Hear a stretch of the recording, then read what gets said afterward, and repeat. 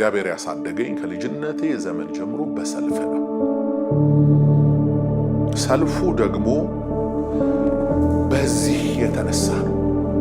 ከዚህ መጽሐፍ ጋር በተገናኘ ነው እንጂ እኔ በምን ታገኘኛለህ? ነጋዴ አይደለሁም፣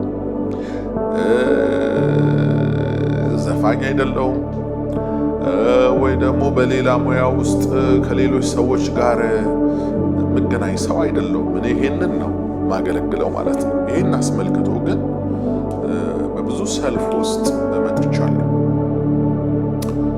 አስቀድሜ ሜንሽን ያደረኩላችሁ ሰዎች መግቢያዬ ላይ እንደ ማህበር እንደ ቡድን የተደራጁ አንዳንድ ደግሞ ጥቂት ግለሰቦች ከክፋት በቀር ልባቸው ሌላ ነገር ማይነግራቸው ሰዎች ሃይማኖትን ተገን አድርገው ለቤተ ክርስቲያን የተቆረቆሩና የቀኑ መስሏቸው ብዙ ዘመቻ ከፍተው ብኝ ያውቃሉ። ብዙ ማለት ነው።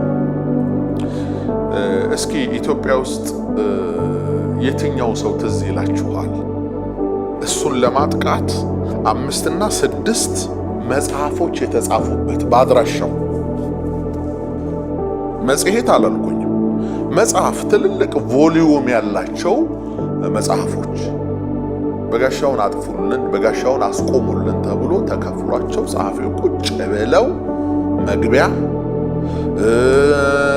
ሀተታ፣ መደምደሚያ ብለው መጽሐፍ ጽፈው ሽጠው ገንዘብ ይዘው ያውቃል። ማለት እንጀራ በልተውበት ያውቃል። ይሸጥላቸው አይሸጥላቸው አላውቅም። በሰዓቱ ግን ሽጠው ያውቃሉ ማለት ነው።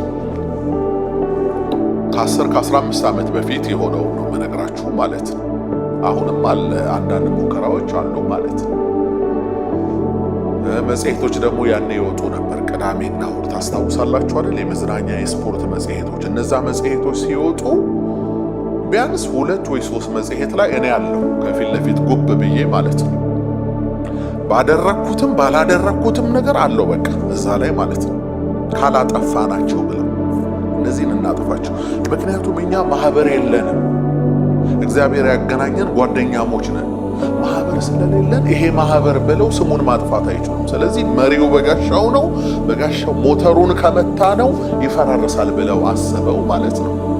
በጋሻው ማለት ነው። የሚገርማችሁ እኔ ከኦሳማ ቢንላደን ቀጥሎ ይመስለኛል ከኦሳማ ቢንላደን ቀጥሎ ጸረ በጋሻው የሚል ብሎግ ተከፍቶብኝ ነበር። ብታስታውሱ ጸረ የዛሬ 15 ዓመት ቲክቶክ ሳይጀመር ምናምን ሳይጀመር ጸረ በጋሻው የሚል ብሎግ ከፍተው ከጠዋት እስከ ማታ በጋሻው እንዲያርገው ነው የሐሰት ክስ እዛ ላይ ያቀርባሉ ማለት ነው። እኔ ያለሁት ሞያሌ ነኝ፣ ጎንደር በጠበጠ። እኔ ያለሁት አርባ ምንጭ ነኝ፣ ድሬዳዋን በጠበጣት ብለው እና ክስ ነበረ ማለት ነው።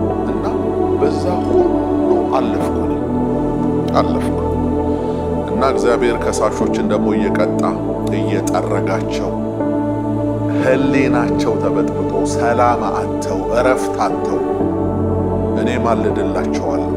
እግዚአብሔር መረጋጋት እንዲሰጣቸው፣ እግዚአብሔር እኔ ያገኘሁትን ጌታ እንዲያገኙ፣ ምሕረት እንዲሆንላቸው በእውነት ይቅር ብያቸዋል። አሁን ያነሳሁት